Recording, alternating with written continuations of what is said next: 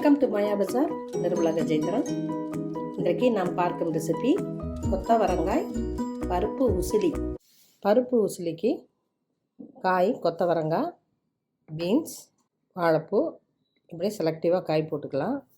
நான் கொத்தவரங்காய் எடுத்திருக்கேன். 2 பேர்த்துக்கு 150 கிராம் கொத்தவரங்காய். இதை நம்ம வாஷ் பண்ணிவிட்டு கட் பண்ணி உப்பு போட்டு வேக வச்சுக்கலாம். பருப்பு உசிலிக்கு சில பேர் கடலைப்பருப்பு மட்டும் போடுறாங்க, சில பேர் துவரம்பருப்பு மட்டும் போடுறாங்க. நான் 2 கலந்து போடுறேன். இது துவரம்பருப்பு, மண் கட்டின பருப்பு. இது போட்டால் கொஞ்சம் ருசி அதிகமாக இருக்கும். காய் கம்மிங்கிறதுனால இந்த மெஷர்மெண்ட் கப்பில் 1 போடுறேன். கடலைப்பருப்பு பாதி போடுறேன்.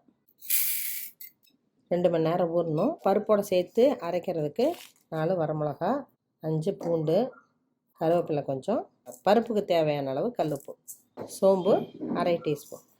பருப்பு ஊறின விட்டு இதையெல்லாம் போட்டு மிக்சியில் கரகரப்பாக அரைச்சிக்கணும். ரொம்ப ஃபைன் பேஸ்ட்டாக அரைக்கக்கூடாது.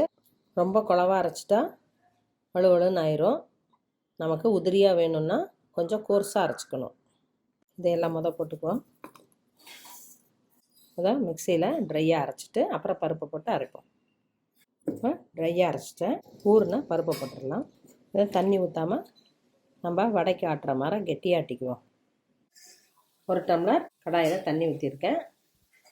கொத்தவரங்காய் நல்லா பொடியாக நறுக்கிக்கணும். பொரியலுக்கு போடுறத விடவே கொஞ்சம் பொடிசாக போட்டுக்கலாம். காய்க்கு மட்டும் கொஞ்சமாக உப்பு போட்டுக்கலாம். மூடி போட்டு மீடியம் ஃப்ளேமில் வேகட்டும். கடாயில் 2 டேபிள் ஸ்பூன் நல்லெண்ணெய் விட்டுருக்கேன். மிக்சியில் பரப்பரப்பாக அரைச்சிருக்கேன். இதை ஆவியில் வச்சு வேக வச்சா எண்ணெய் கொஞ்சம் கம்மியாக பிடிக்கும். நான் டைரெக்டாகவே போடுறேன், அதனால் கொஞ்சம் எண்ணெய் அதிகம் ஊற்றிக்கலாம். கடுகு 1/4 டீஸ்பூன், உளுந்தம்பருப்பு 1 டீஸ்பூன், கடலைப்பருப்பு 1 டீஸ்பூன், 10 சின்ன வெங்காயம் கட் பண்ணி வச்சுருக்கேன், போட்டுடலாம். பச்சை மிளகாய் 1 கீரி போட்டிருக்கேன். கருவேப்பிலை கொஞ்சம் பொடியாக போட்டுக்கலாம். நல்லா ஃப்ரை பண்ணியாச்சு. அரைச்சி வச்ச விழுத போடுறேன். இதை நல்லா சிம்மில் வச்சு நல்லா வேக வைக்கணும். எண்ணெய் கொஞ்சம் அதிகம் ஊற்றுனால அடி பிடிக்காமையே இருக்குது. சீக்கிரமாக வெந்துடும். எண்ணெயிலே வேகிறதுனால இது கொஞ்சம் ருசி அதிகம் கொடுக்கும். இன்னும் கொஞ்சம் நேரம் மூடி வச்சு வைக்கணும். மூடி வைக்கிறப்ப சீக்கிரம் வெந்துடும். இப்போ மறுபடியும் கிளறி விடுவோம். அப்புறம் ஓரளவு வெந்துருச்சு. நம்ம லேசாக கட்டி இருந்தாலும் இப்படி உடச்சி விட்டுக்கலாம். அடி கனமான கடாயாக வச்சுக்கணும், இல்லாட்டி பிடிக்கும்.